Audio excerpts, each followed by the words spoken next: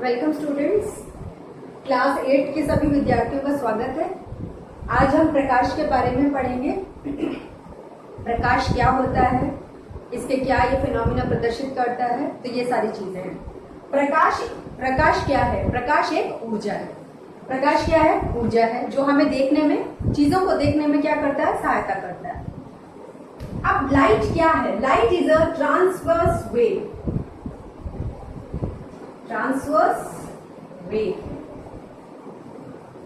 Light क्या है? एक ट्रांसवर्स वेव है जिसे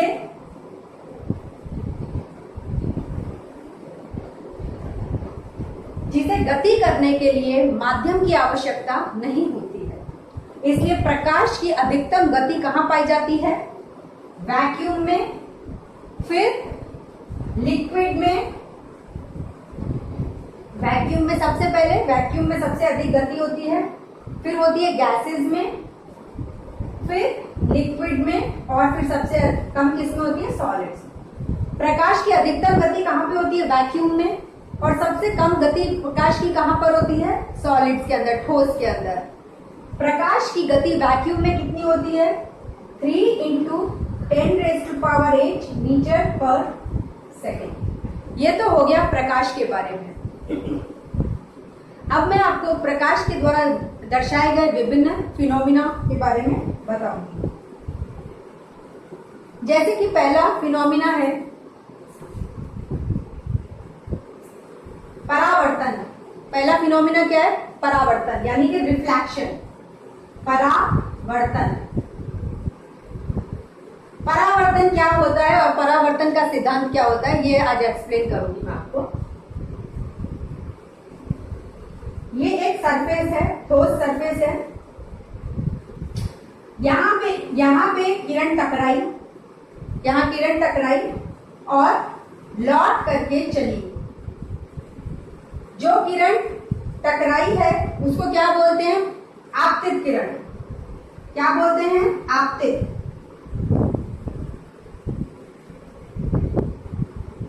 और जो टकरा करके गई है वापस, उसको क्या बोलते हैं? परावर्तित। परावर्तित किरण।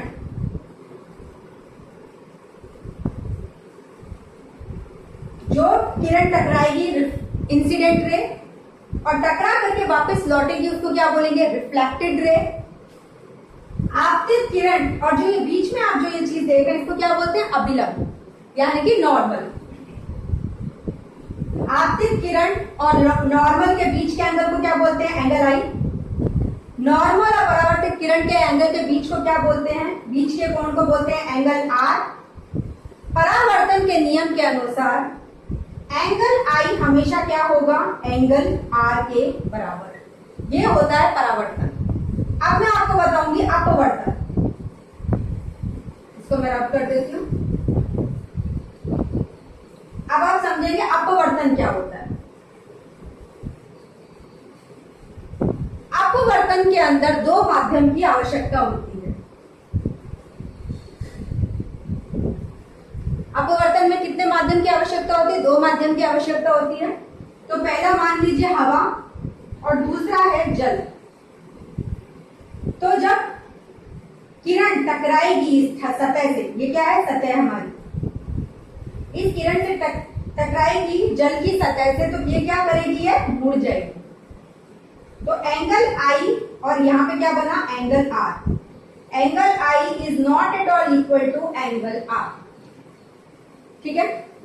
यानी कि bending of light is called refraction, यानी कि अपवर्तन। अपवर्तन में क्या होता है? दो माध्यम की आवश्यकता होती है और किरण क्या होगी? टकरा करके ठोस सतह से जब वो टकराएगी या दूसरे माध्यम में जब वो प्रवेश करेगी तो वो क्या होगी? मुड़ जाएगी।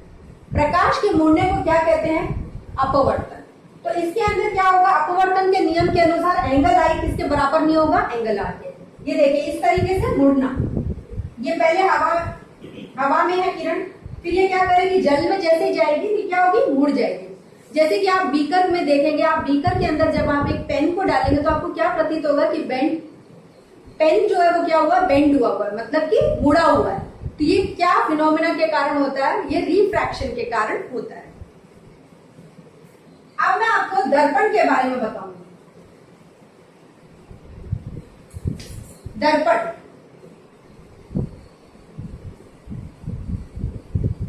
दर्पण, ठीक है। दर्पण कितने प्रकार के होते हैं? 2 प्रकार के। दर्पण 2 प्रकार के होते हैं। एक तो होता है समतल,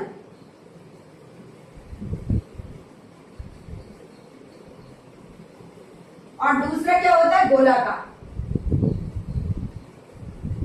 गोलाकार दर्पण। अब गोलाकार दर्पण भी 2 प्रकार के होते हैं, कॉनकेव मिरर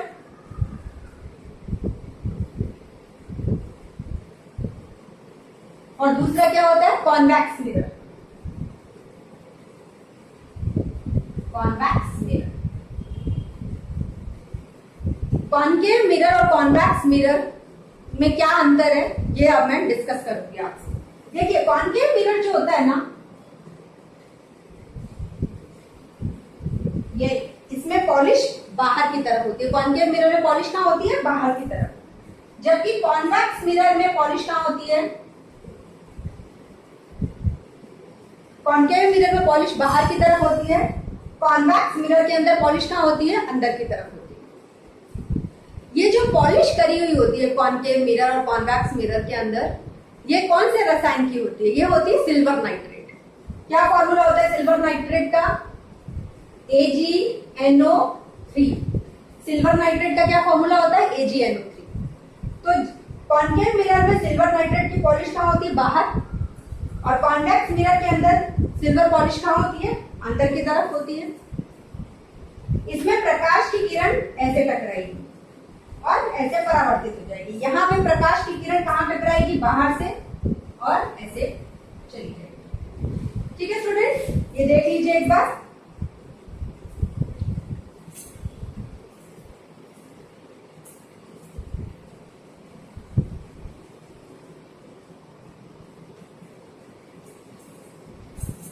अब कॉनकेव मिरर और कॉन्वेक्स मिरर के अंदर क्या अंतर होता है, ये सिखाऊंगी मैं आपको।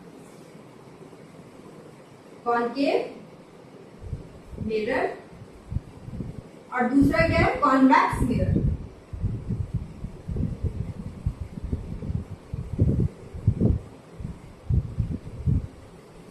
कॉनकेव मिरर जो है सभी प्रकार के प्रतिबिंब बनाता है, जैसे कि सीधे, उल्टे, छोटे, बड़े, आभासी, रियल, सभी तरीके के प्रतिबिंब कौन बनाता है? Concave mirror.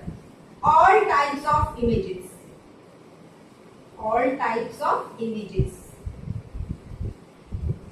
सभी प्रकार के प्रतिबिंब कौन बनाता है? Concave mirror. परंतु कॉन्वेक्स मिरर एक ऐसा मिरर है जो कैसे इमेज बनाता है? Erect and diminished. इरेक्ट का मतलब होता है सीधी, डिमिनिश्ड का मतलब होता है छोटी प्रतिबिंब। कॉन्वेक्स मिरर कैसी प्रतिबिंब बनाता है? सीधी और छोटी। कॉन्वेक्स मिरर का जो प्रयोग हम लोग करते हैं, गाड़ी का जो साइड में जो शीशा होता है, रियर व्यू मिरर जो होता है, जिसमें हम ट्रैफिक को पूरा अच्छी तरीके से देख सकते हैं, उसमें कौन से मिरर का उपयोग करते हैं? कॉन्वेक्स मिरर का, ताकि हमें पीछे से आ रहा ट्रैफिक पूरा दिखाई देता है। उसके अंदर सीधा और छोटा प्रतिबिंब कौन बनाता है? Convex mirror. इसलिए गाड़ी का जो रियर व्यू होता है, साइड में जो शीशा लगा होता है, जिसमें हम लोग ट्रैफिक को देखते हैं, उसमें कौन सा मिरर का उपयोग होता है? Convex mirror.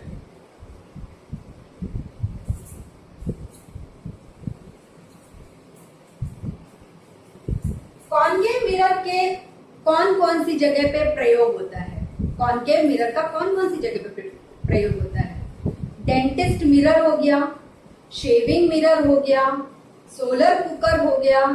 जितने भी इमेजेस, मतलब जितने भी हम दर्पणों का प्रयोग करते हैं, वो सब कौन से करते हैं? कॉनकेव मिरर का करते हैं। परंतु गाड़ी के साइड वाले शीशों में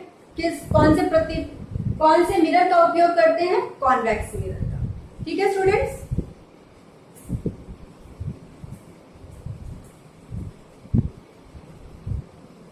एक बार शॉर्ट में हम आपको बता देती हूँ।